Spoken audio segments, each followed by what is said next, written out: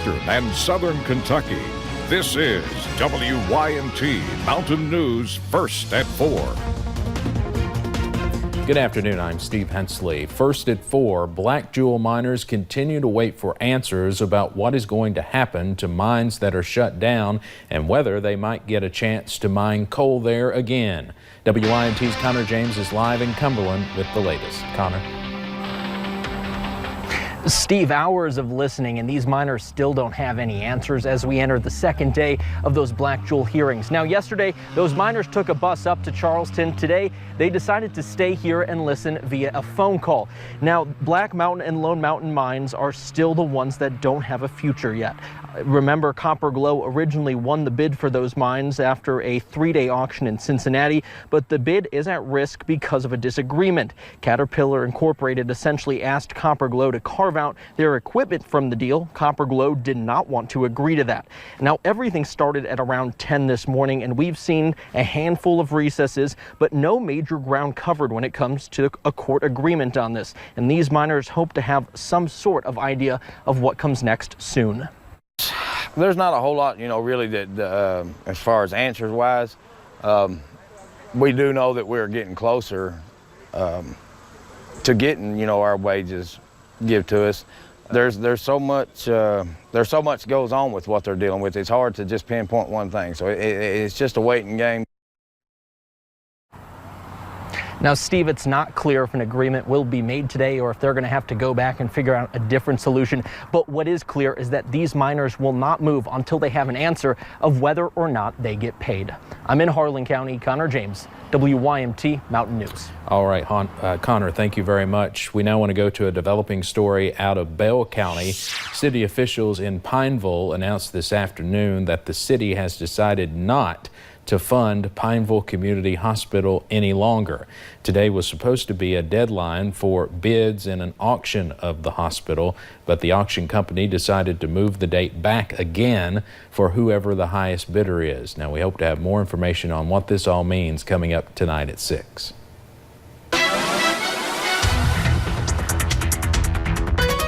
Well, very happy Tuesday to you guys. It's been a gorgeous day, definitely on the hot and humid side today, but those rain chances will make those go away as we get into the later evening hours. Let's go ahead and take you to our cameras looking up into Stonecrest. You're seeing beautiful blue skies, a few clouds here and there, just overall those mostly sunny skies. And as we look at satellite and radar, we've been dealing with those clouds kind of on and off throughout the afternoon. Maybe a stray chance here or there, but really most of us definitely on that drier side as we scan the skies now. Definitely on the drier side, those rain chances are expected to increase a little bit later tonight, though, right around that after dinner time into the later evening, and especially those overnight hours. Check out the temperatures, those low to mid to upper 80s. You're seeing 83 in Jackson, 88 here in Hazard, 85 down into Harlan, a little bit cooler and wise at 77 degrees. But those dew points upper 60s, lower 70s. We know what that means, definitely on the muggy side out there. So it's making it feel like those mid to upper 80s. I know earlier we had a feels like temperatures of 90 here in Hazard, so definitely been on that hot and humid side, but those rain chances will come in tonight and cool us off, which is a little bit of some good news. But as we also see that cold front move in, those scattered chances continue throughout the work week. But another nice weekend is ahead. I'll have that look at that full forecast coming up in just a few short minutes. All right, thank you, Paige. Anthony Lewis, the man accused of killing Marlena Holland Hurt at Bobby Davis Park in Hazard, made another court appearance today. WYMT's Katie Cook was there and tells us what happened. It's been 3 weeks since we last saw Anthony Lewis in front of a judge, and today he was in court again for a preliminary hearing. Lewis pleaded not guilty to his murder charge during his first appearance in court. He is accused of killing Marlena Holland Hurt last month at the Bobby Davis Park in Perry County. Hurt's family attended the hearing today. They say they still don't want anything short of the death penalty for Lewis, and they continue to mourn the loss of their beloved daughter every day. I go home and look at her little pictures, cry night and day over my little girl. I went to his grave Sunday, laid down on some little grave. I miss her so much. Now today, Anthony Lewis waived his preliminary hearing, meaning that his case will go straight to a grand jury. In Perry County, Katie Cook, WYMT Mountain News.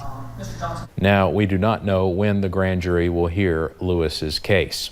Local and state law enforcement agencies gathered together in Paintsville this morning to discuss the state's upcoming traffic enforcement campaign. The Drive Sober or Get Pulled Over campaign kicks off later this month. During the campaign, Kentucky's police officers work to spread awareness about the number of DUI-related deaths that happen across the Commonwealth, especially during Labor Day weekend. The meeting served as a way to get local police departments on the same page as the campaign kicks off August 16th. Kentucky State Police Trooper William Petrie says it's all about keeping people safe. Our main hope is just to hopefully that everyone can get on the highway as they need to and get home safe in the end. The campaign will run through Labor Day on September 2nd. President Donald Trump plans to visit El Paso and Dayton tomorrow to pay his respects to the victims of this weekend's 2 mass shootings. Investigators returned to the scene today of Dayton's mass shooting, which is now filled with flowers and tributes to the victims. The alleged shooter, 24-year-old Connor Betts, killed 9 people, including his sister. Former friends of the gunman say he once talked about shooting up a bar popular with students at the University of Dayton. He had a way of looking at people, glaring at people. He's always loved violence and he's always loved guns. In Texas, new details emerged about the alleged gunman in the El Paso Walmart attack. Police say the suspect, Patrick Crucius, drove at least 10 hours from his home in Allen to El Paso. They say he got lost and stopped at Walmart because he was hungry. Crucius allegedly posted an anti-immigrant manifesto online just before the shooting. Last night, protesters gathered outside of Senator Mitch McConnell's home in Louisville. They protested McConnell's stance on gun policies following the recent mass shootings. They banged on pots and pans and held signs. McConnell blocked a House bill from coming up for a vote in the Senate that would require background checks on all gun sales and most gun transfers. An 11-year-old kid known as the Donut Boy is traveling the country giving free donuts to police officers. Tyler Karach started the project 1 year ago at a bakery in Florida when he used his own money to buy donuts for a group of deputies. Since then, he has taken that kind gesture across the country.